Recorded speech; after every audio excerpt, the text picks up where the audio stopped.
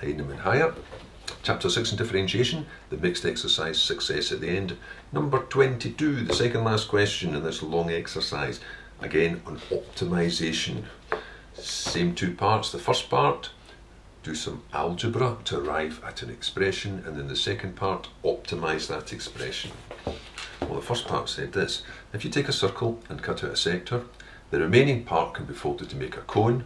Show that the volume of that cone is given by this expression here. Now, the first part is this: don't assume that's a right angle, because if that was a right angle, it would be fixed. You would get a fixed volume and there'd be no variation. No, there is a variable here. The size of that slice is a variable. That angle, depending on how much you cut out, you'll get different shapes and different volumes of the resulting cone. But the radius that you get is directly proportional to that angle, so that the radius that you get is going to be another variable. Indeed, to get the area, the volume of that cone, the volume of a cone is 1/3 pi r squared h. And this expression only wants h, so somehow I've got to remove r by finding a connection between r and h. Well, there's a connection. They form a right angle triangle. That line of length 12 from the apex to the base of the cone will be that sloping edge 12. So my connection would be Pythagoras between them. Taking r as the subject, I would have the square of that side would be the 12 squared minus the h squared, since 12 is the biggest. So that's 144 minus h squared. So I've got that connection. Substituting that into there, I've got 1/3 pi, then instead of r squared, I've got 144 minus h squared times the h. Now it's expressed simply in terms of h. So I call that 1, and here I'll say, using vector to the front, so I've got 1/3 pi h times 144 minus h squared. There it is. That was the first part. Not really a lot to it. Second part. Second part says, find the maximum volume. So I want to optimize that expression. Well, I better write it out first of all, because I've got a product just now. So I've got my 3 into that is going to go 48. So I've got 48 pi h minus 1/3 pi h cubed. Differentiate it. So that's going to be 48 pi minus just pi h squared. And then to get an optimum value, you'll only get an optimum value if that derivative is ever equal to 0, because otherwise it would just keep going on forever.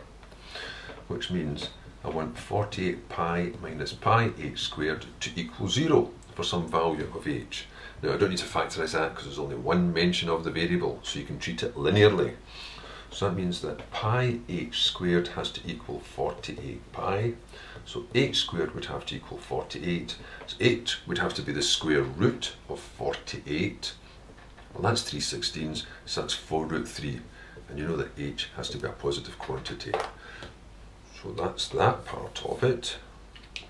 Now, it did say find the maximum volume. I can find the volume straight away just by putting that value of h into that equation, and there it's finished. Now, I could make up a quick table, a quick nature table, just by putting a value before and a value after into this expression here. Sorry, this expression here. A wee bit messy looking, or I could just use the second derivative. If the first derivative is this expression, differentiate it again, quite simply gives you that's a constant, it disappears, it's just going to be negative 2 pi h. And since h is always positive, that means that this derivative is always negative, as h is always greater than 0. And if it's negative, it means that the gradients are slowing down, there's a negative change to them, which means that you've got a maximum value. So it's a maximum turning point, or shouldn't really say turning point, that means you've got a maximum value. Right, so there's a maximum value there. The last part would then say, what's the maximum volume? Well, maximum volume will be the volume evaluated at 4√3. So putting 4√3 into this expression. So it's 1/3 pi times 4√3 times 144 minus 4 root 3 squared. So what's that? Well, 16, squaring that, 16 times 3 is 48. 48 away from 144 is 96. 3 into 96 is 32.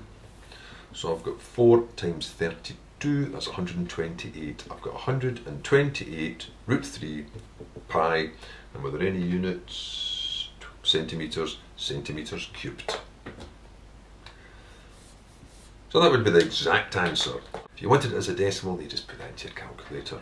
If you put it into your calculator, you would get 696.498 and so on to round off as you wish. But that's the exact answer.